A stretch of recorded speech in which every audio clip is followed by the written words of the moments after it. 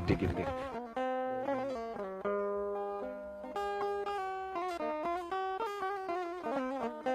C'est ici, juste derrière moi, qu'El Hadj Omar Foutiyou Tall est vu pour la dernière fois. Nous sommes le vendredi 12 février 1864.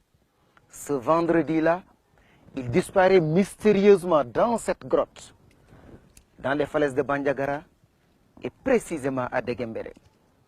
Il disparaît après avoir bâti une communauté sur plus de 300 000 km², dont la seule devise est la ilaha illallah, une pratique parfaite de l'islam telle qu'elle est faite aujourd'hui ici, dans cette partie du Mali, en plein pays de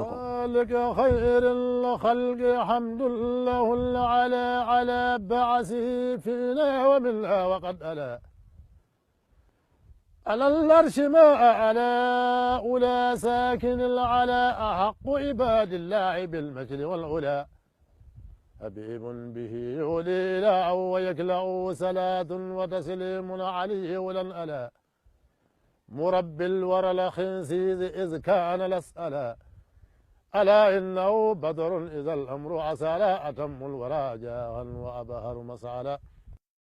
L'armée du Massina était en bas. Il observait l'armée du Massina en bas.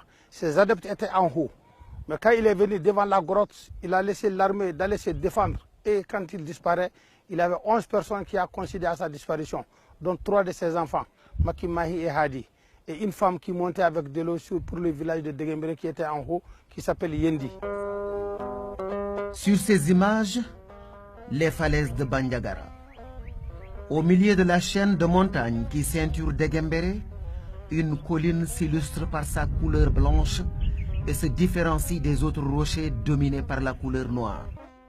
Cet éclat, déjà visible à distance, se renforce au fur et à mesure que l'on s'approche des blocs de pierre.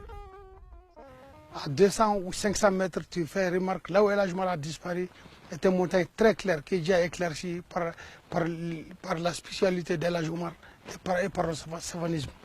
Et les autres montagnes sont restées noires parce que Dieu les a créées comme ça, il ne peut pas changer. Mais si Dieu avait fait qu'El Hadj Omar avait monté sur une de ces montagnes qui n'est pas cette montagne-là, ça allait être très clair aussi. Au point culminant de la montagne, une mosquée en pierre se dresse fièrement, entourée des ruines de l'ancien village de Déguembéré, avant que les habitants ne redescendent au pied de la montagne pour rebâtir la localité telle qu'elle est aujourd'hui. Au pied de la montagne, cet autre mystère. Une source d'eau douce jaillit des entrailles des collines pour donner au paysage un caractère paradisiaque.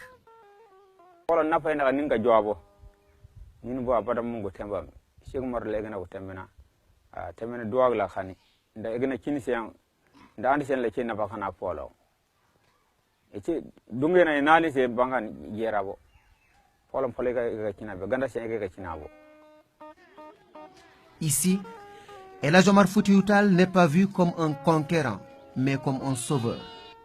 D'ailleurs, au fil des années et devant le sérieux de l'histoire, les 3 principales familles qui ont partagé ces moments tragiques de l'histoire de l'Afrique et celle de l'islam au sud du Sahara se sont retrouvées pour perpétuer chacune et ensemble cet héritage qui leur est commun. En 1977, il y a le président Moussa Traoré qui a tenu une réconciliation entre ces familles. Il a tenu une réconciliation de toutes ces familles-là. Ils sont venus ici à Randalay en 1977, précisément le 21 juin en 1977. Ils se sont réconciliés. En matière musulmane, vous avez droit de pardonner les péchés de vos grands-pères. Donc si c'est pardonné, l'islam admet ça.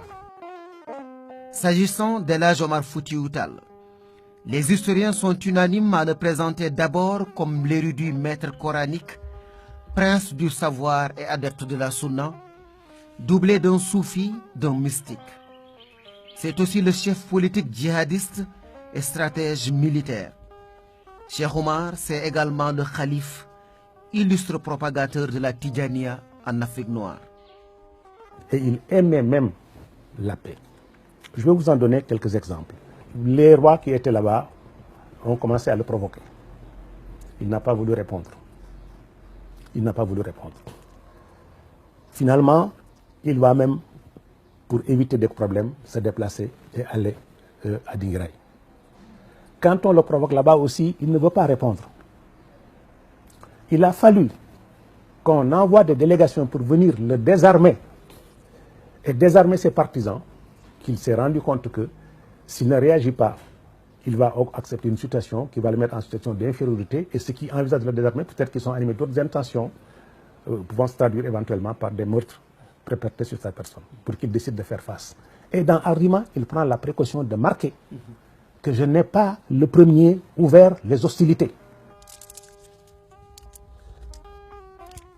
Le flambeau omarien, repris dès les premières heures qui ont suivi sa disparition par son neveu Tidjani Amadou, le flambeau donc va traverser des âges, transcender nombre de clivages pour s'imposer comme un modèle de nationalisme, de résistance et de projet politique jamais égalé en Afrique noire. El Hadji Omar a été respecté au plan national et international, et sa dimension intellectuelle dépasse tout ce que le 19e siècle africain a connu. Il n'y a pas dans le milieu africain au 19e siècle quelqu'un qui ait eu une dimension intellectuelle et universitaire égale à celle de Cheikh Omar. Il a fait, pendant son voyage à la Mecque, 20 ans. 20 ans d'études, d'observation, de notes, n'est-ce pas, d'apprentissage, qui lui ont permis de connaître des civilisations différentes, des régimes politiques différents, des pays différents, des cultures différentes. Il était polyglotte, il parlait plusieurs langues, hein? Il maîtrisait beaucoup de savoirs, il a pris femme dans différentes ethnies.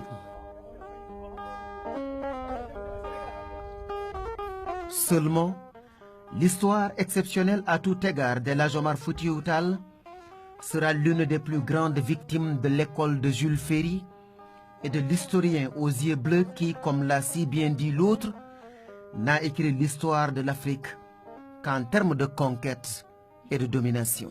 Masha'Allah. إلهي أجد خير الابن